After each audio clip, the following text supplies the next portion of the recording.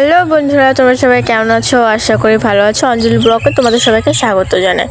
তো দেখো, আজকে আমি যাবো একটু দিদার বাড়িতে যাবো। আর এদিকে আমার বোনটা দেখো কত লম্বা হয়ে গেছে আমার থেকে। এদিকে আমি রেডিও হয়ে গেছি, আর এই যে একটা ব্যাগও নিয়ে নিয়েছি। আমি আর বোনই আর হচ্ছে এদিকে মার সাথে কথা বলছে, মানে আমাদের পুষির জন্য ভাত মাখিয়ে দিচ্ছে অর্পিতা। আর আমরা যাব এখন। দেখো আমরা গাড়িতেও উঠে পড়েছি, কারণ আমার বাসে যাইনি, বাসে যেতে ভয় লাগছিলো, এই জন্য টোটোতে যাচ্ছি। ফার্স্ট টাইম আমি হচ্ছে একা যাচ্ছি। একা বলতে হলো বোন আছে, কিন্তু আমরা যেটা ভয় করছিলাম সেটা হলো আমরা তারদাসপুরে এসে আর গাড়ি টাড়ি পাইনি, এই জন্য হেঁটে হেঁটে যেতে হতো। না, দাদুকে ফোন করে দিয়েছি, দাদু নিতে চলে আসবে।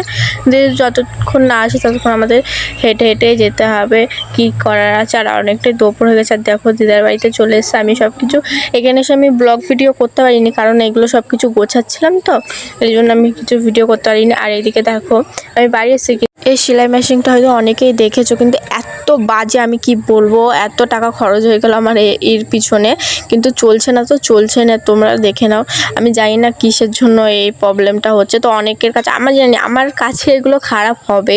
তো দেখো তোমরা নিজেই দেখতে পাচ্ছ, এখানে অন অফ লেখাই আছে। আমি অন করছি, তারপরেও কিছু হচ্ছে না। ব্যাটারিও লাগানো আছে, জানি না কি প্রবলেম হয়েছে। তো অনেক আশা করে কিনেছিলাম এইটা, তো সব ভেস্তে গেছে। যাই হোক, ওসব বাদ দাও। আর আমাদের তো এখানে রাস, সেটা আমি বলেইছিলাম তোমাদের সবাইকে। তো চলো আমি মাঠে কিছু দেখাই, মানে এখনও তো কিছু হয়নি, তাও তোমাদের একটু দেখে আসি। তারপরে এই ব্লগটা আমি দেওয়ার পরে যখন পুরো কমপ্লিট হয়ে যাবে, তখন আমি তোমাদের সাথে আবার শেয়ার করব, ঠিক আছে? তো চলো, দেখো আমি ছাদের ওপরে চলে এসেছি। এখন আমি তোমাদেরকে দেখাবো।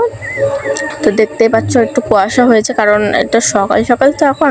আর দেখো এখন কিছুই হয়নি, শুধু ফাঁকা আছে। তো বাই।